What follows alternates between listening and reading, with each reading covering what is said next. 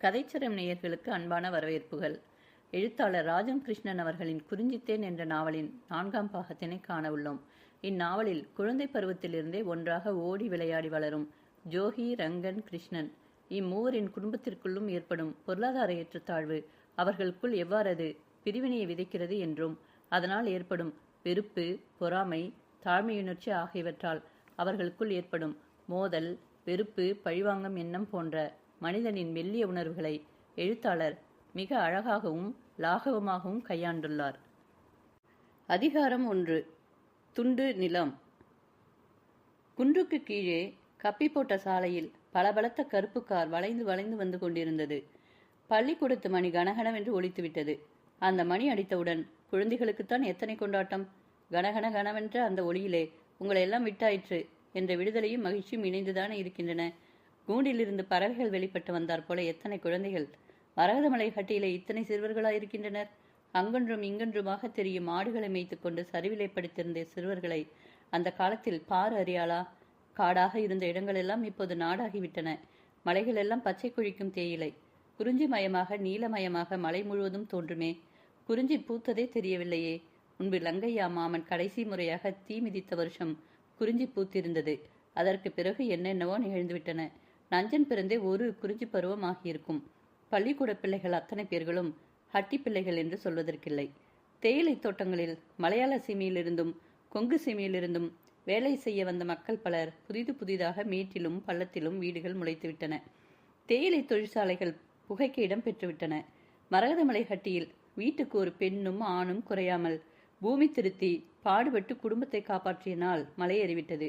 வீட்டுக்கு ஒரு ஆணும் உழைக்க சோம்பேறியாக இருந்தனர். சட்டையும் உடுப்பும் போட்டுக்கொண்டு கீழ்மலை பக்கம் குன்னூர் செல்ல பஸ் வசதி வந்ததை நினைத்துக்கொண்டு டவுனுக்கு போகும் காலம் வந்து விட்டதே. ஒத்தைக்கு போவதுதான் இருக்கவே இருக்கிறது. குதிரை பந்தயங்கள், காபி ஹோட்டல்கள், சினிமா காட்சிகள் என்று எத்தனையோ பொழுதுபோக்குகள். போண்டாவும் பஜ்ஜியும் மசாலா தோசையும் ருசி கண்ட நாவுக்கு குரலையும் சாமையும் பிடிக்குமா? மருதமலை ஹட்டியில் பண ஆசை பற்றாதா மனிதர்களே இல்லை. பணத்துக்கு படிப்பு ஒரு மூலாதாரம் அல்லவா? முன்னமே நாமும் படிக்காது போனோமே என்ற ஆத்திரத்துடன் பிள்ளைகளை எல்லா பெற்றோரும் பள்ளிக்கு அனுப்பினார்கள். பெண்கள் விதவிதமான துணிகள், சேலைகளை விரும்பினார்கள். கிடைக்காது போன பொருட்களை கேட்க ஆசைப்பட்டார்கள். மரகதமலை ஹட்டி மட்டுமா? அநேகமாக மலை வாழ்விலேயே புரட்சி வந்துவிட்டது. ஹோ என்று கத்திக்கொண்டே சிறுவர்களின் கூட்டம் பாதையில் வரும் கிருஷ்ணனின் காரை தொடர்ந்து ஓடி வந்தது. பளபளக்கும் புதுக்கார். முன்புற முகப்பில் பறவை இறகு விரித்தார் போல ஒரு பொம்மை. விளைநிலங்களில் இருந்து வீடு திரும்பி வந்த பாரு காரில் இருந்த தேன்மலை ருக்மிணியும் குழந்தைகளும் இறங்கியதை பார்த்தாள். சந்தன பட்டுப்புடவை அணிந்து தன் கையில் மகளை அழைத்து செல்கிறாள். காதில் வைரலோலாக்கு தொங்குகிறது. கழுத்தில் சுடரிடும் மாலைகள், கையில் குலுங்கும் தங்க வளையல்கள். பெண் இரட்டை மண்டையும் குட்டையுமாக இருந்ததனால் என்ன குறை வந்துவிட்டது? அன்று லிங்கையா மாமன் கைப்பிடித்து பார்த்த இளம் மருத்துவன் அர்ஜுனன் தான் கிருஷ்ணனின் மருமக பையன். ஒத்தையிலே கல்யாணம் முடித்து மருமகனை வீட்டோடு தொழில் செய்ய வைத்துக் கொண்டு விட்டான். கல்யாணமான கருக்கில் அழகிய பெண் குழந்தை அம்மையைப் போலவோ பாட்டியைப் போலவோ குழந்தை இல்லை. தகப்பனைப் போல சிவந்த நிறம். கார் ஓட்டி வந்தவன் காரை விட்டு இறங்கி நின்றான். பாரு இளம் தூற்றலை மறந்து களை கொட்டும் கையுமாக பார்த்து கொண்டே சென்றாள். உன் பெண்ணும் என் பையனும் சிநேகமாகி விட்டார்கள் என்று முன்பு ஒரு நாள் மாதலிங்கேஸ்வரர் அழல்மீதி வைபவத்தின் போது உட்பொருளுடன் அந்த தேன்மலையால் கூறிய சொல் பாருவுக்கு நினைவில் வந்தது. பெண்ணும் இல்லை. இரு குடும்பங்களையும் போட்டி வெறி பிடித்து ஆட்டி வைக்கும் கொடுமையில் அவள் மகள் கல்யாணத்திற்கு கூட அழைப்பின்றி நிகழ்ந்துவிட்டது. நல்லா இருக்கிறீர்களா அக்கா என்று அவள் கேட்டு சென்ற காலம் கூட போய்விட்டதே. அவர்கள் குடும்ப தொடர்பு 2 தலைமுறையிலும் இணைய சந்தர்ப்பம் இல்லை. அம்மா, எனக்கு ஸ்கூல்ல பிரைஸ் கொடுக்க போறாங்க என்று ஓடி வந்து அவள் கழுத்தை கட்டி கொண்டான் நஞ்சன். சிவந்த மேனி, சுருண்ட கேசம், தாயை நினைவுறுத்தும் கருமை பாயாத மணிவிழிகள், தந்தையின் சாயல் தெரியும் வதனங்கள், பெண்ணை போல அடிக்கு ஒரு முறை முகம் சிவந்து புன்னகை தெரியும் சுபாவம். பாரு தன் கழுத்தை கட்டிய மகனை அன்போடு நீக்கி, ரே என்ன பிரைஸ் என்றாள். அதெல்லாம் உங்களுக்கு புரியுமா? நான் இப்போது எந்த கிளாஸ் தெரியுமா? 8வது 3வது படிவம். பாரு சிரித்தாள். ஏ அப்பா என்று அதிசயித்தாள். ஃபர்ஸ்ட் பிரைஸ் பாஸ் பண்ணியதற்கு யாருக்கு தெரியுமா? யாருக்கு சொல்லுங்கள் பார்க்கலாம். சீனி பாயாசம் முண்ட குடிக்கும் சாப்பாட்டு நஞ்சனுக்கா? போங்கம்மா என்று நஞ்சன் சினுங்கிக் கொண்டு புத்தகத்துடன் உள்ளே ஓடினான். பாரு தன்னை மறந்து அவனை பார்த்து கொண்டே கை கால் கழுவ கூட போகாமல் நின்றாள். புத்தகத்தை வைத்துவிட்டு வாசலுக்கு விளையாட ஓடியே போய்விட்டான். நடை ஓட்டம் இரண்டும் கூட கிரிஜையின் அச்சுதான். எதிர்மனையில் கௌரியின் 3 பையன்களும் ஒரு பெண்ணும் அவளிடம் ஒட்டவில்லை. நஞ்சனுக்கு அம்மையாக அவள் தானாக ஒரு ஸ்தானத்தை நிலைநிறுத்திக் கொண்டு மெல்ல ஜோகியின் மனையிலேயே பிரிந்து விட்டாள். மாதி இருந்ததுமே ரங்கம்மையின் மூத்த மகன் ராமனும் கூட மனமுடித்து கொண்டு குடும்பம் என்று ஏற்றதும் ஜோகியின் விருப்பப்படி அவன் மனைக்கு மாறிவிட்டது. ஆனால் பாருவுக்கு எவை எப்படி மாறினாலும் மாற்றமில்லை. அவளுடைய பாலைவன வாழ்விலே நீரூற்ற ஒரு சிறுவன் வந்துவிட்டான். நஞ்சுண்டர் அருளால் வந்த அவள் மகன் கிரிஜை அவளுக்கென்று பெற்றுத்தந்த சொந்த மகள். வீட்டில் ரங்கம்மை, ராமன், அவன் மனைவி அனைவருக்குமே அவன் செல்லப்பிள்ளைதான். ஒரு குறிஞ்சி வயதில் என்ன புத்தி, என்ன சூடிகை! அவன் ஆங்கில பாடத்தை உரத்து படிக்கையிலே, தமிழ் செய்யுட்களை நீட்டி முழக்கிக் கொண்டு ராகம் போடுகையிலே தன்னை மறந்து அவள் நின்று பெருமையில் பூரிப்பாள்.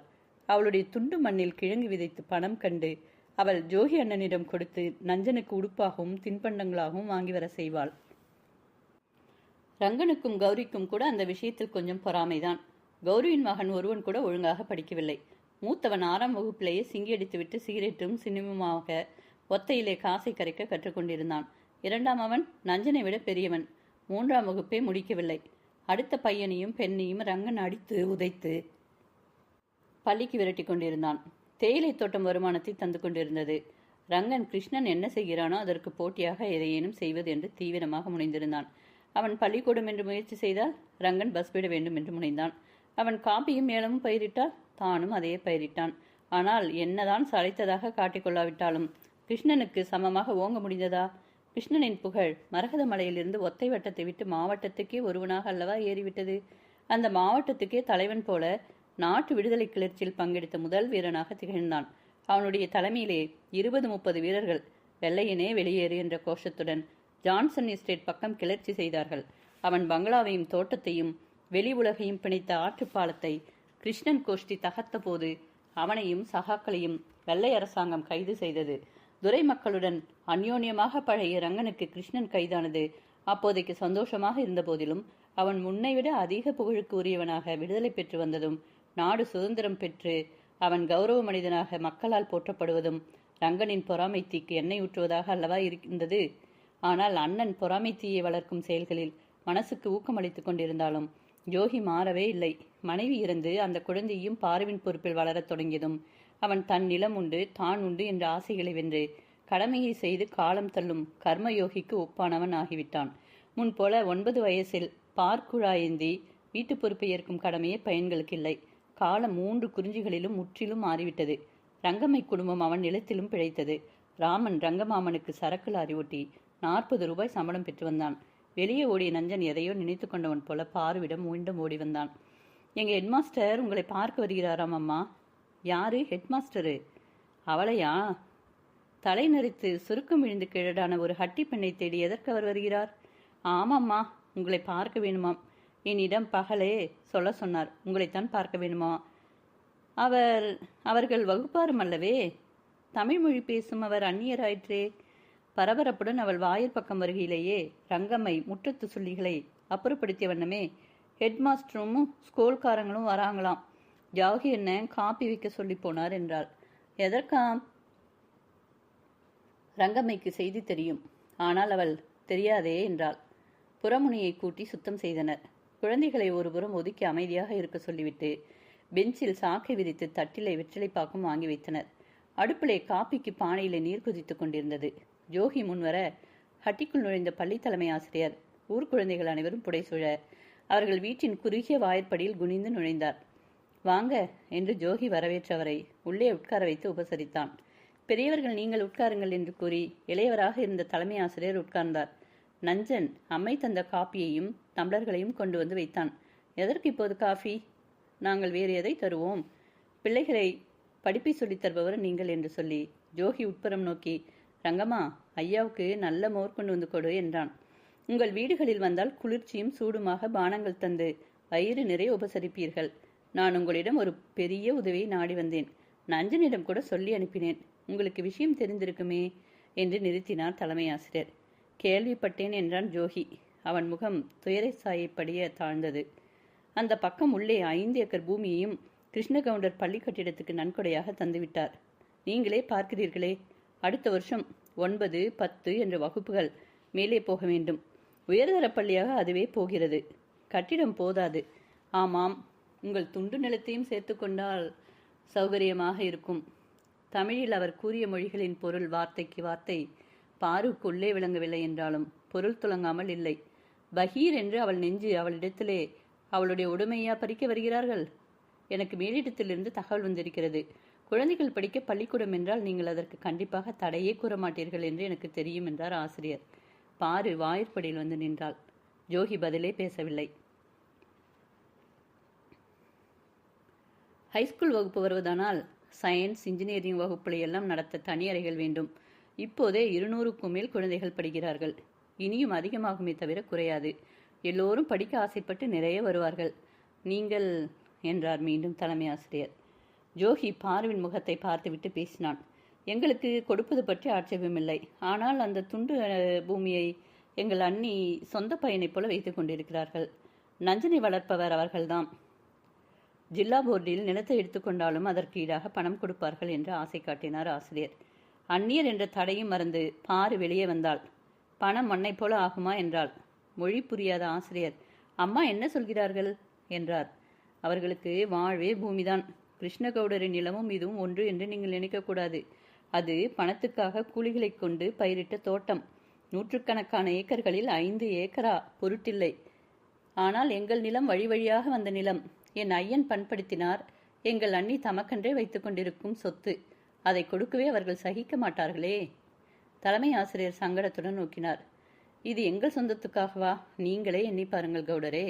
உங்கள் குழந்தைகள் படிக்க, உங்கள் மக்கள் முன்னேற நீங்கள் செய்யும் எல்லா நற்செயல்களையும் விட மிக மிக உயர்ந்தது கல்வி பெருக செய்யும் உதவி. குழந்தைகள் கல்வியை நீங்கள் மறுக்க மாட்டீர்கள் என்றல்லவா நினைத்தேன். எங்களுடைய மனசங்கடம் உங்களுக்கு எப்படி ஐயா புரியும்? அது வெறும் மண்ணா, உயிரின் சாரம் அல்லவோ என்றால் பாரு கண்களில் நீர் தழும்ப. கடைசியாக தலைமை ஆசிரியர் குளிர்ந்த மோரை பருகிவிட்டு சாந்தமாக, உங்கள் குழந்தைகள் முன்னேற, உங்கள் குழந்தைகள் படிக்க ஒரு நல்ல சந்தர்ப்பம். யோசித்து பாருங்கள், நான் வருகிறேன் என்று கூறி விடைபெற்று சென்றார். கூனூர் சென்றிருந்த ரங்கன் இரவு வீடு திரும்பியதும் செய்தி கேள்விப்பட்டு பாருவை தேடி விரைந்து வந்தான். பாரு. உள்மனைக்குள் பித்து பிடித்தவள் போல உட்கார்ந்திருந்த பாரு எழுந்திருக்கவே இல்லை. ரங்கம்மைதான் முன்னே வந்தாள். பூமியை கொடுக்க சம்மதித்தாயா என்றான் பாருவிடம் வந்து. பாரு மறுமொழியே கூறாமல் இல்லை என்று மட்டும் தலையாட்டினாள். அதுதானே, இப்போது என்ன ஆனாலும் விடுவதில்லை. அவர்களுக்கு என்ன ஆச்சு? எனக்கு ஆச்சா? அவர்களுக்கு ஆயிற்றா? ஒரு கை பார்ப்போம் என்று கருவி கொண்டு திரும்பினான். இது தன் மீதுள்ள அனுதாபத்தின் விளைவென்று, கிருஷ்ணன் மீதுள்ள ஆங்கரத்தின் விளைவு என்பதை அவள் அறியாளா? அதிகாரம் 2. பாருவின் ஆசை. பாரு அன்றிரவு உறங்கவே இல்லை. அந்த தலைமை ஆசிரியரின் சொற்கள் அவளுடைய செவிகளில் ஒலித்துக்கொண்டே இருந்தன. உங்கள் குழந்தைகள் முன்னேற, உங்கள் பிள்ளைகள் படிக்க. நஞ்சன் பெரிய பெரிய படிப்பெல்லாம் படிக்க வேண்டுமானால் பள்ளிக்கூடம் அவசியம்தானே? கிருஷ்ணன் ஒத்தையில் இருக்கிறான். அவன் மக்கள் அங்கே படித்து விட்டார்கள். மரகதமலையில் பள்ளிக்கூடம் பெரிதாகி அவனுக்கு தனிப்பட்ட முறையில் ஒரு நலமும் கூட்டப்போவதில்லை. ஆனாலும் அவன் பூமி தந்து பல முயற்சிகள் செய்கிறான். கிருஷ்ணனுடைய மக்கள் அந்த பள்ளியில் படிக்காவிட்டாலும் தம்பி அர்ஜுனன் மக்கள், ஏனைய குழந்தைகள் நஞ்சனும் கூடத்தான் அங்கே படிப்பார்கள். அவளால் அந்த முயற்சி தடைபடுவது நல்லதாகுமா? ஆனால் அந்த மண்ணை கொடுத்துவிட்டு அவள் என்ன செய்வாள்? முன்பெல்லாம் ஆனாலும் தரிசு நிலம் ஆங்காங்கு இருந்தன. இப்போது எங்கேயே திரும்பினாலும் தோட்டங்கள், குடிசைகள், வீடுகள், 2 கடைகள் மட்டுமே தெரியும். வளைந்த பாதை கடை தெருவாகவே நீண்டுவிட்டது. அவளுக்கு எப்படி, எங்கே பூமி கிடைக்கப் போகிறது? இந்த நினைவு தொடர் நீண்டதும் மனத்தின் அடித்தளத்தில் மறைந்து கிடந்த ஆசை இழை மெல்ல மெல்ல மேலுக்கு தெரிந்தது. அந்த கருப்பு மண்ணும் ஆரஞ்சு மரமும் அங்கே இருக்கின்றன. காப்பியும் ஏலமும் அங்கே பயிராகின்றன. இந்த பூமிக்கு பதிலாக அது கிடைக்குமா? கிருஷ்ணகவுடர் கொடுப்பாரா? வெகு காலத்துக்கு முன்பு அந்த ஆசையில் அவள் ஒரு நாள் போய்விட்டே வந்தாள். இப்போது? ஆனால் அப்போது நிலவிய உறவு இப்போது இருக்கிறதா? எத்தனை வம்புகள், வழக்குகள்! பொறாமையில் ஊன்றினவனுக்கு ஒருவேளையேனும் வெற்றி கிடைக்க வேண்டுமே. முன் செலவும் பின் செலவும் செய்து காரியமல்லர் காலத்தில் தேயிலை தோட்டங்களை பேணினார். பிறகு கிருஷ்ணனின் தம்பி அர்ஜுன் ஊரில் வந்திருந்த அந்த வகையில் பேணுகிறான். தொழிலாளர் வாழ ஒழுங்கில்லாத ஓலை குடிசைகள், நோவு வந்தால் ஓய்வு என்பன போன்ற சலுகைகளும் அளித்திருக்கின்றனர். பாடுபட்டு பலனும் காண்கின்றன. ஆனால் ரங்கனின் பூமி 3/4 விகிதமும் குத்தகைக்கு பயிர் செய்யும் பூமியே. சொற்பமான சொந்த தேயிலை தோட்டங்களிலும் செடிகள் உரமின்றி மங்களம் இழந்தாற் போல வெறிச்சிட்டு காணப்படுகின்றன. ஆரணா குளிக்கு உழைக்க வரும் மக்களுக்கு படுக்க நல்ல குடிசை இல்லை. மழை நாட்களில் அந்த ஓலை குடிசைகளிலும் பற்றும் பற்றாத துணிமணிகளுடன் சேற்றில் உழலும் புழுக்களைப் போல அந்த மக்கள் நெளியும் காட்சிகள் காண சகிப்பவையா? திடீரென்று ஒன்று சேர்ந்து கொண்டு தேயிலை கிள்ள பெண்கள் வரமாட்டார்கள். ஆண்கள் முள்ளெடுக்க மறுப்பார்கள். ரங்கன் எதிர்க்கட்சியான் தூண்டுதல் என்று ஏசுவான். அவன் ஆட்களை இவன் அடிக்கடி ஏற்பாடு செய்வதும் அதன் நிமித்தம் சண்டை பெரிதாக விளைவதும் கோர்ட்டுப்படி ஏறுவதும் கொஞ்சம் நஞ்சமா? இந்த நிலையில் அவள் கிருஷ்ணனின் வீடு தேடி போவாள். ஜன்ம வைரியாகிவிட்டு அவள் வீடு தேடி அவள் போக சும்மா விடுவார்களா? அவள் கணவன் வீட்டார். போராட்டத்துக்கு முடிவே அவள் காணவில்லை. பொழுதுதான் முற்றுப்புள்ளி வைத்தது. மறுநாள் காலையில் நஞ்சன் பள்ளிக்கு செல்லும் முன் அம்மையிடம், அம்மா, நம் பூமியை ஸ்கூலுக்கு எடுக்கிறாங்களா என்று கேட்டான். நம் பூமி என்றவன் கூறியதும் பாரு உணர்ச்சி மிகுதியால் பையனை தழுவி கொண்டாள். ஆமாமானே, நீ படித்து கிருஷ்ணகவுடரை விட பெரியவனாக வந்து பெரிய தேயிலை தோட்டம், கார் எல்லாம் வாங்குவாயோ? அம்மா, நான் என்ன படிக்க போறேன் தெரியுமா? சொல்லுடா குழந்தாய். நான் 4th ஃபார்மில் இன்ஜினியரிங் பகுதியில் சேரப்போகிறேன்.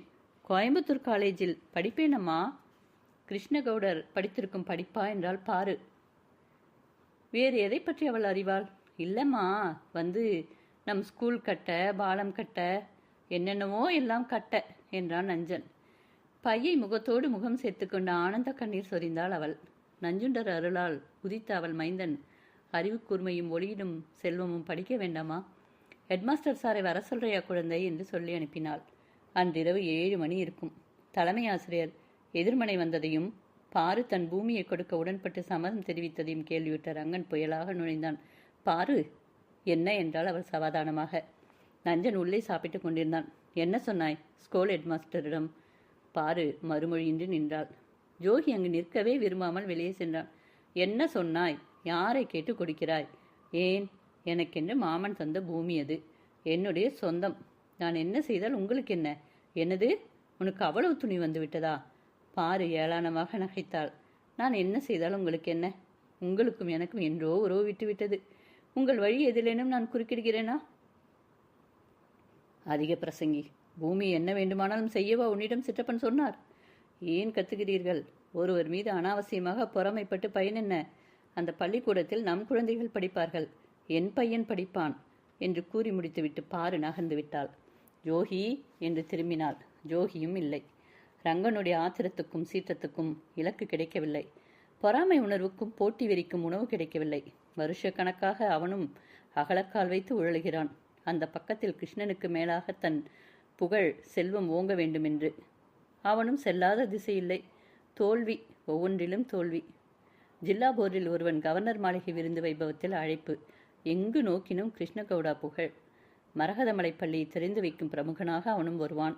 அவன் நன்கொடைகளையும் நல்ல முயற்சிகளையும் குறித்து எல்லோரும் வானளவாக புகழ்வார்கள். காரில் இருந்து இறங்குகையிலேயே கைத்தட்டுவார்கள். ரோஜா மாலை போடுவார்கள். ரங்கனுக்கு என்ன உண்டு? ஆழ்ந்து பார்த்தால் கடனும் முதலும் சரிக்கு சரி என்று இருக்கும். தடதடவென்று அவன் வீட்டுக்குள் சென்றான். விளக்கடியில் பையனும் பெண்ணுடும் சண்டை போட்டுக் கொண்டிருந்தனர். மூத்த பையன் பிகைப்பிடித்த வண்ணமே வேறு 2 பையன்களுடன் சீட்டாடி கொண்டிருந்தான். வந்த ஆத்திரத்தில் சண்டை போட்ட இருவர் முதுகளிலும் அடி வைத்து விளாசினான். அதற்குள் கௌரி உள்ளிருந்து வந்தாள். உடல் சதை போட்டு எத்தனை விகாரமாகிவிட்டாள். ஏன் அடிக்கிறீர்கள் குழந்தைகளை? ஒருவர் எப்போது வீட்டுக்கு வந்தாலும் தொல்லைதானா? பின்னே குழந்தைகள் சத்தம் போட மாட்டார்களா என்ற கௌரி காஃபி குடிக்கிறீர்களா என்றாள். ஒரு மண்ணும் வேண்டாம் என்று அவன் மாடிக்கு ஏறினான். கௌரி ஸ்வஸ்திக் மாலையை பற்றி அவன் செவிகளில் போட எண்ணியிருந்தாள். சமயம் சரியில்லை. கிருஷ்ணனின் மனைவி என்ன என்ன நகை புதிதாக வாங்கியிருக்கிறாள் என்பவை போன்ற செய்திகள் எல்லாம் அவள் ஊர் பெண்களின் வம்பு பேச்சுகளிலிருந்து அறிவதையே குறியாக கொண்டிருந்தாள். தனக்கு இன்ன அணிமணிகள் வேண்டும் என்று அவள் நேரடியாக ரங்கனிடம் கேட்பதை விட கிருஷ்ணனின் மனைவி வாங்கினாளாம் என்று கூறினாலே போதும். ரங்கன் கோவைக்கு சென்றேனும் வாங்கி வந்து விடுவான். இந்த அம்சம் காரணமாக அவள் கணவனிடம் பரிபூரண நிறுவை கண்டிருந்தாள். தன் வாழ்வு யாருக்கும் கிடைக்காதது என்று அவள் இருமாந்ததும் அதே காரணத்தினால்தான். நிலத்தையும் நீரையும் இன்னொன்றையும் பற்றி அவளுக்கு என்ன கவலை? பாரு கணவன் வந்து கலக்கியதை ஒரு பொருட்டாகவே எடுத்துக்கொள்ளவில்லை. அவள் வாழ்வில் ஒரு பகுதியாக இருந்த பூமி போய்விடும் முன் அவள் பற்றி கொள்ள வேறு மண் வேண்டுமே. முன் போல இன்னொரு முறை கிருஷ்ணன் வீட்டுக்கு அவள் ஏன் செல்லக்கூடாது? அவன் என்றுமே அவளுக்கு தீமை நினைப்பவன் அல்லவே. பகைமைக்கு காரணமாக இருப்பவன் ரங்கனே என்பது அவளது உள்மனம். தேன்மலை ருக்மணி மட்டும் என்ன அவளுக்கு விரோதியா? நல்லா இருக்கிறீர்களா அக்கா என்று கவடில்லாமல் கேட்பவள்தானே அவள். பகையாளியின் மனைவி என்று வேற்றுமை பாராட்டுகிறாளோ என்னவோ. உண்மையில் ரங்கனுடன் அவளுக்கு என்ன உறவு மிஞ்சிருக்கிறது? அவள் மனம் வைத்து அந்த கருப்பு மண் அவளுக்கு சொந்தமாகிவிட்டால் அவள் பிறந்த மணிக்கல்லட்டிக்கே சென்று விடலாம். விரோதத்தையும் வேற்றுமையும் பார்த்து கொண்டு அவள் திண்டாட வேண்டாம்.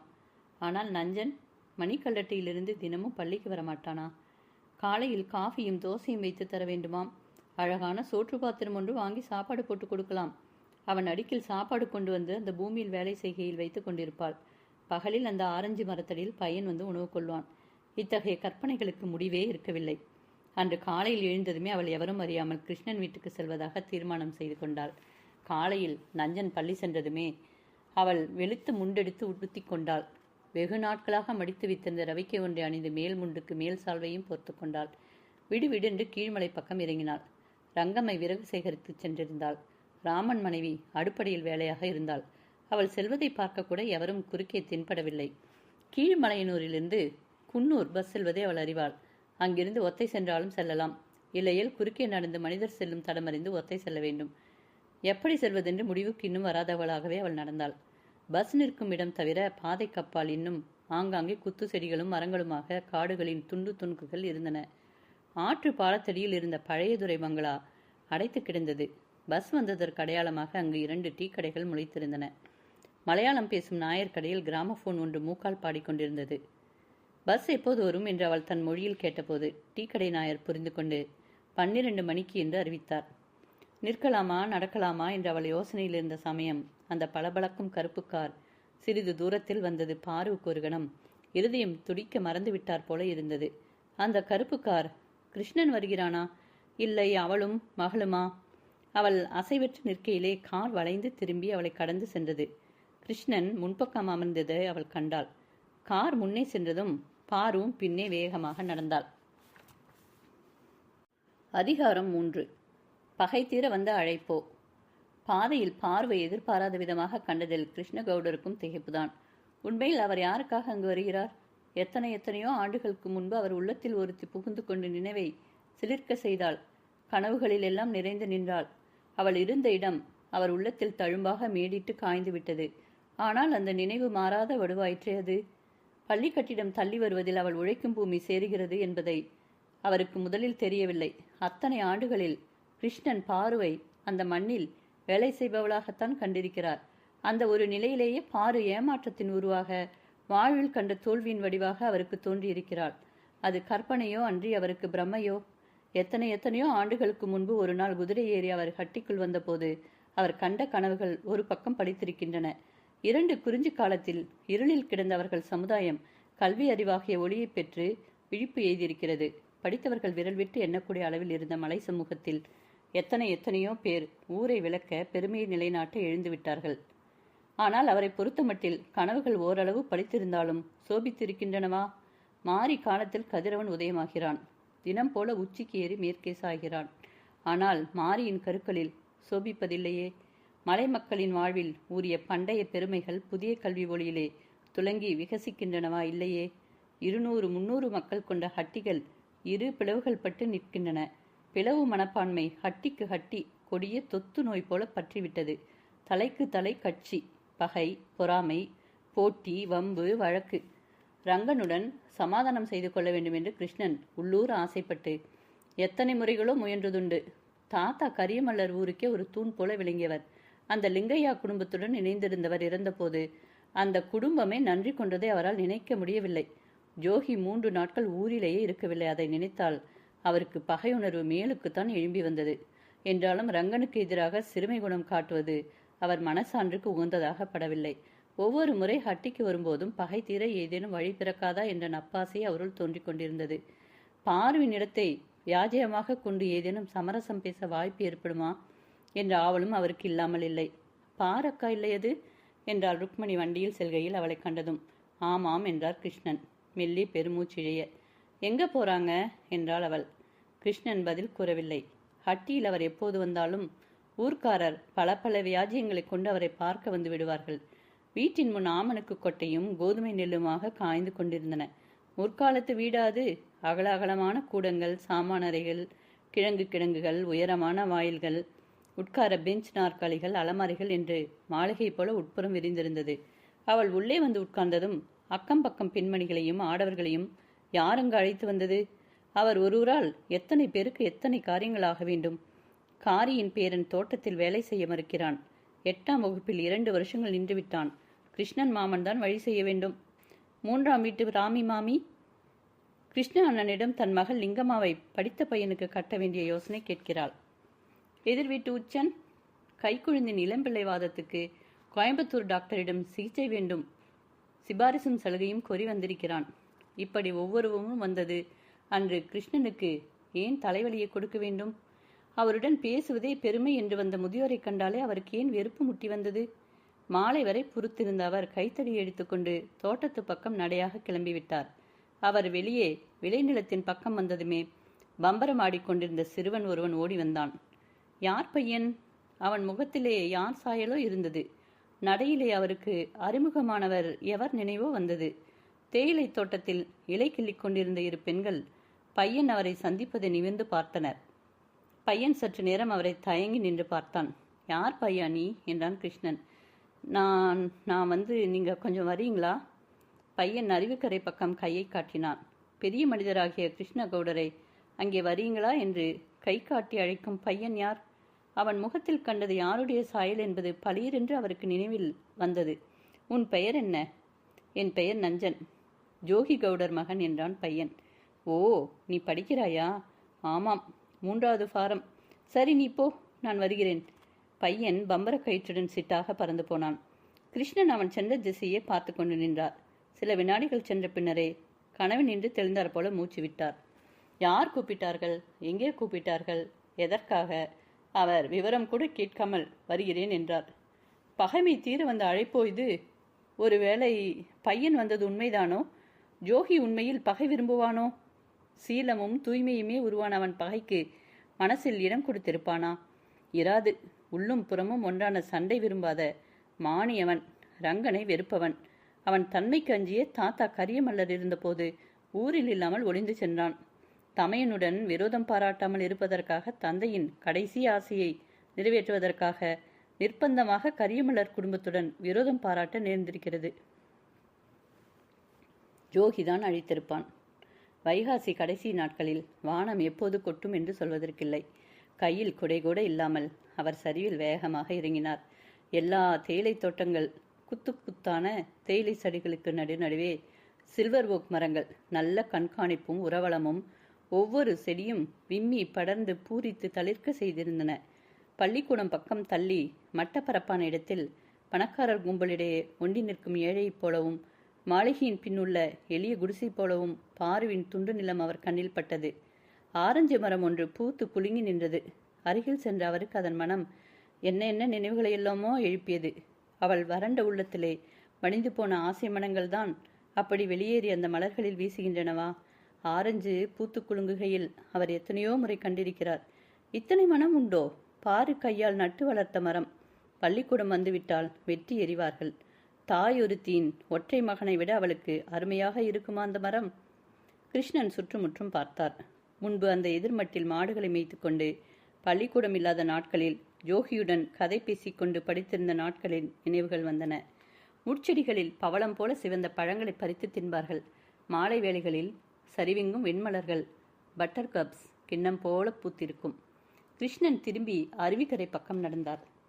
தேயிலை தோட்டங்கள் முடிந்து காய்கறி தோட்டங்கள், அதற்கும் அப்பால் கல்வி அறிவில்லாத மனதைப் போல பண்படுத்தப்படாத பூமி. அருவிக்கரையோரம் இன்னும் சில இடங்களில் இருமருங்கிலும் புதர்கள் மண்டி இருந்தன. அருவியோடு மணிக்கல்லட்டிக்கு எத்தனை முறைகள் சிறுவனாக நடந்திருக்கிறார். அருவி வளைந்து குமரியாறு வந்து வீழ்ந்த சுனையாகும் இடத்தில் கலந்துவிடும். 25 ஆண்டுகளுக்கு முன் ஒரு நாள் கிருஷ்ணன் இளைஞனாக அந்த ஆற்றின் நடுவே பாதையிலே உட்கார்ந்திருக்கிறான். கன்னிப்பெண் ஒருத்தியை தீண்டுவது போன்ற அனுபவத்தை அந்த ஆற்றின் சுழல் அவனுக்கு தந்தது. அருவிக்கரையோடு நடக்கையில் மஞ்சள் பூங்கொத்துகளுடன் வேங்கை மரம் ஒன்று அவர் கவனத்தை கவர்ந்தது. முருகனின் அம்சமான தெய்வ மரம் அல்லவா? அதுபோல ஒரு வேங்கை மரத்தடியிலே கிருஷ்ணனும் பாருவும் சந்தித்து பேசிய நாட்கள் மறந்துவிடக்கூடிய நினைவுகள் ஆகிவிட்டனவே. அவர் ஏன் நின்றுவிட்டார்? நிசம்தானா? அதிசயமில்லையே. 25 ஆண்டுகளுக்கு முந்தைய கனவா? இல்லை, பாருதான். வெள்ளை முண்டும் போர்வையுமாக பாருதான் அவரை தொடர்ந்து துரத்தி கொண்டு வந்திருக்கிறாள். மாலை மங்கி கையெழுத்து மறையும் நேரமானாலும் பார்வை அவருக்கு தெரியாதா என்ன? பாரு. பரபரத்த பேதமை தோய்ந்த பார்வையால் அவரை பார்த்தாள் அவள். பையனிடம் அங்கேயே சொல்லி அனுப்பினேன். வெகு தூரம் ஓடி வந்தேன். நீதான் சொல்லி அனுப்பினாயா பாரு. உறுதி மாறாத அவர் குரலும் நடுங்கியது. ஆமாம், என் பூமியை பறித்து கொள்கிறார்களே, நான் என்ன செய்வேன்? படபடப்பான குரல் தழுதழுத்தது. எனக்கும் கஷ்டமாகத்தான் இருக்கிறது பாரு. உன் பூமியை பார்த்ததும் அதை நான் நினைத்து கொண்டேன். நீ அதை பிரிய மாட்டாயே என்று நினைத்தேன். அவள் நெஞ்சு பாலாக பொங்கியது. அத்தனை ஆறாவாரமான கோலாகலமான அந்த வாழ்விலும் அவளை பற்றி அனுதாபம் தோய்ந்த எண்ணங்களுக்கு இடமுண்டா? நஞ்சன் ஸ்கூல் போகிறான். என் மகன் பார்த்தீர்களா? உன் மகனா? ஆமாம், கிரிஜையை பெற்று எனக்கு தந்துவிட்டு போனாள். என் மகன் நன்றாக இல்லை. அவன் ஸ்கூலில் முதலாவதாக படிக்கிறான். உங்களைப் போல கெட்டிக்காரன். நன்றாக இருக்கட்டும். உனக்கு சந்தோஷம் என்றால் எனக்கும் ஆறுதல் பாரு. நஞ்சன் நன்றாக படிக்கட்டும். நான் என் பூமியை ஸ்கூலுக்கு கொடுத்து விடுகிறேன். அதற்கு பதிலாக எனக்கு என்ன வேண்டும் பாரு. பூமியே வேண்டுமென்றாலும் எங்கே வேண்டும் என்று கேள் என்றார் அவர் பதற்றமாக. காப்பி போட்டிருக்கிறீளே, கருப்பு மண், அறிவுக்கு மேலே, அதை கேட்கத்தான் முன்பு கூட நான் ஒத்தைக்கு வந்தேன். அவள் சொல்லி முடிக்கவில்லை. புதர் மறைவிலிருந்து யாரோ வெளிப்பட்டார் போல இருந்தது கிருஷ்ணனுக்கு. ஒரு வினாடிக்குள் இருவர் மீதும் தபதபவென்று அடிகள் விழுந்தன குச்சிகளால். கிருஷ்ணன் புரிந்து